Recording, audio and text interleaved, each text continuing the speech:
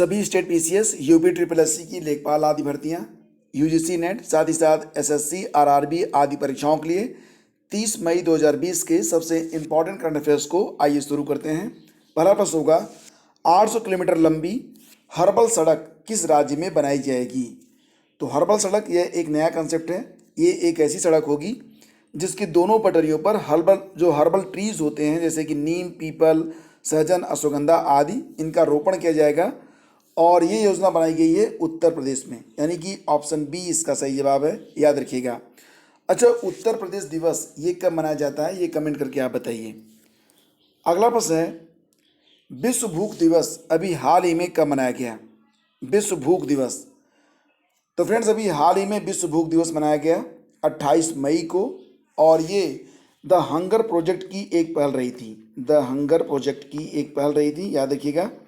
और इसी के साथ आपको एक बात और भी पता होनी चाहिए, अभी हाल ही में जारी ग्लोबल हंगर इंडेक्स 2020 में भारत की रैंक कितनी रही? GHI 2020 में भारत की रैंक कितनी रही? तो कुल 117 देशों पर यह इंडेक्स जारी किया गया था, जिसमें भारत की रैंक थी 102। ठीक है। इसी के साथ 20 मई से लेकर अब तक जितने भी इम्पोर्टेंट डेज रहे, दिवस रहे, उसको एक बार आइए हम लोग रिवाइज कर लेते हैं। सबसे पहले बात करते हैं 20 मई। तो जैसा कि आप जानते हैं 20 मई को क्या मनाया गया? विश्व मधुमक्खी दिवस। 21 मई को क्या मनाया गया? एक तो मनाया गया था अंतर्राष्ट्रीय चाय दिवस, दूसरा मनाया गया था राष्ट्रीय आतंकवाद विरोधी दिवस। ठीक है, तो दोनों याद रखिएगा। 21 मई को दो दिवस थे, अंतर्राष्ट्रीय चाय दिवस और राष्ट्रीय आतंकवादी विरोधी दिवस। बात करते हैं 22 मई की। तो 22 मई को क्या मनाया गया था? अंतर्राष्ट्रीय जैव विविधता दिवस। ठीक है। इसके बाद आते हैं 23 मई पर। 23 मई को मनाया गया था विश्व कछुआ दिवस, आपको याद होगा। 23 मई को विश्व कछुआ दिवस। 24 मई को क्या था?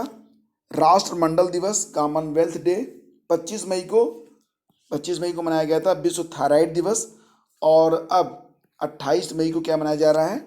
विश्व भूख दिवस। ठीक है, चलिए आगे बढ़ते हैं। क्वेश्चन होगा कि न्यू डेवलपमेंट बैंक के नए मुख्य जोखिम अधिकारी कौन बने हैं? अभी हाल ही में न्यू डेवलपमेंट बैंक NDB के जो अध्यक्ष बने हैं उनके बारे में हमने चर्चा की थी। अभी हाल ही में KV कामत की जगह पर जो अध्यक्ष बने थे वो हैं मार्कोस प्रोडो ट्राइजो। ठीक है। अब प्रश्न है यहाँ पर कि न्यू डेवलपमेंट बैंक के नए मुख्य जोखिम अधिकारी कौन बने हैं? तो ये बन गए हैं स्टेट बैंक ऑफ इंडिया के अधिकारी अनिल किशोरा। तो ऑप्शन सी हमारा सही जवाब है। ठीक है, याद रखिएगा इसको, काफ़ी इंपॉर्टेंट है ये।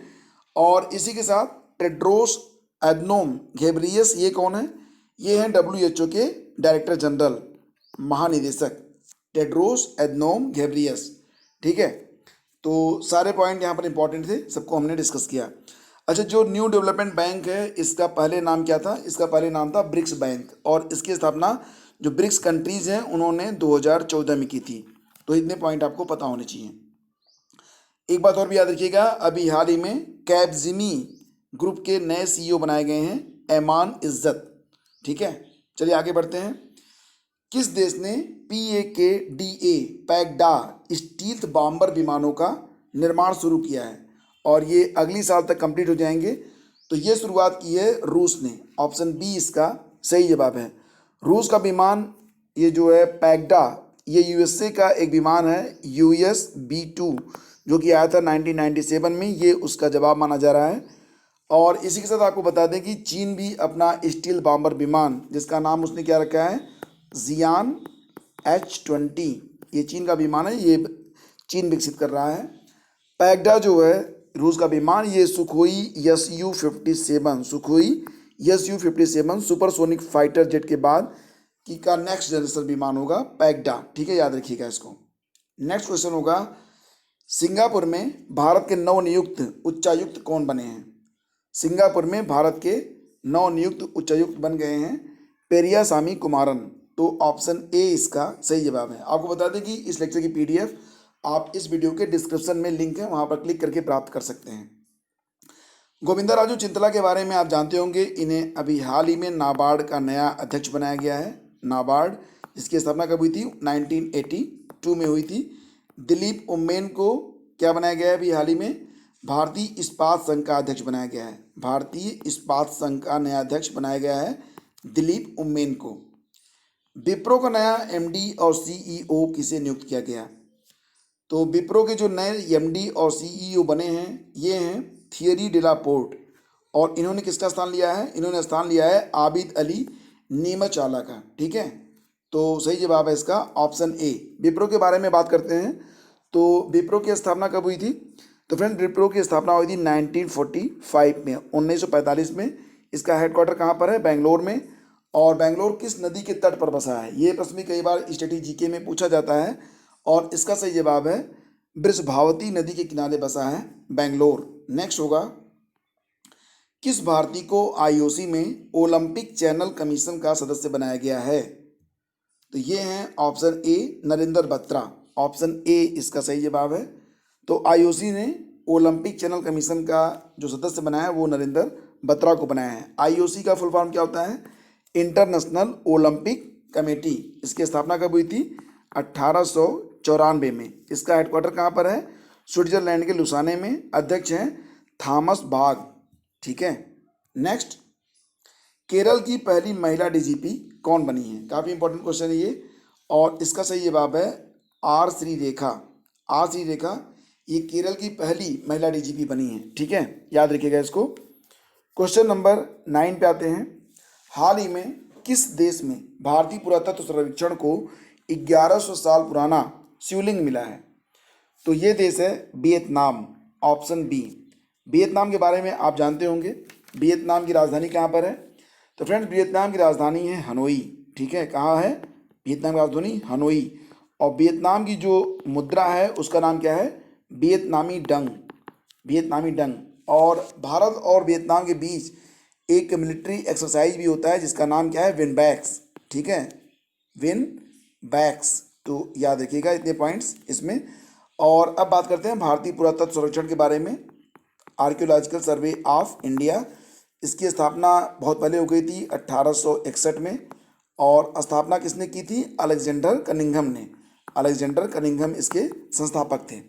ठीक है, नेक्स्ट क्वेश्चन है, कोरोना संक्रमण से बचाव के लिए प्रतिरक्षा तंत्र को मजबूत बनाने में कांगड़ा चाय को महत्वपूर्ण बताया गया है। कांगड़ा चाय कहाँ पर उत्पादित होती है, यानी कि इसका उत्पादन क्षेत्र कहाँ पर है?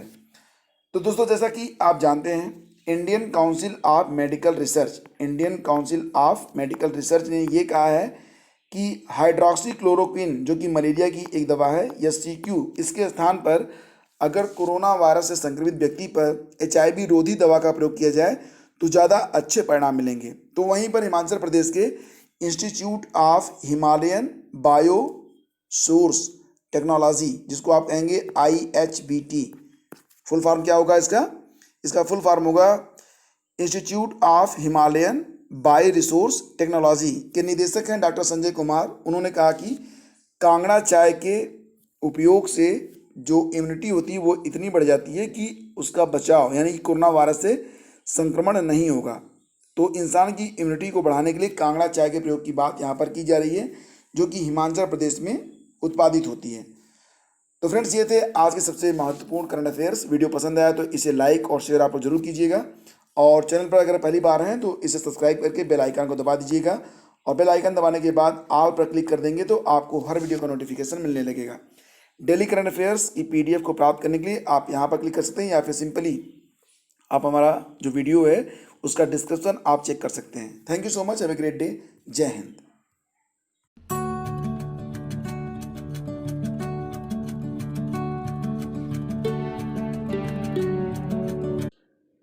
सभी स्टेट PCS, UP SSC की लेखपाल आदि भर्तियाँ, UGC नेट, साथ ही साथ SSC RRB आदि परीक्षाओं के लिए 30 मई 2020 के सबसे इम्पॉर्टेंट करंट अफेयर्स को आइए शुरू करते हैं।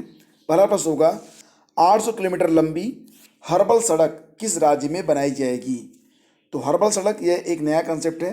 ये एक ऐसी सड़क होगी जिसके दोनों पटरियों पर हर्बल ट्रीज होते हैं, जैसे कि नीम, पीपल, सहजन, अश्वगंधा आदि, इनका रोपण किया जाएगा। और ये योजना बनाई गई है उत्तर प्रदेश में, यानी कि ऑप्शन बी इसका सही जवाब है, याद रखिएगा। अच्छा, उत्तर प्रदेश दिवस ये कब मनाया जाता है, ये कमेंट करके आप बताइए। अगला प्रश्न है, विश्व भूख दिवस अभी हाल ही में कब मनाया गया? विश्व भूख दिवस, तो फ्रेंड्स अभी हाल ही में विश्व भूख दिवस मनाया गया 28 मई को, और ये द हंगर प्रोजेक्ट की एक पहल रही थी। द हंगर प्रोजेक्ट की एक पहल रही थी, याद रखिएगा। और इसी के साथ आपको एक बात और भी पता होनी चाहिए, अभी हाल ही में जारी ग्लोबल हंगर इंडेक्स 2020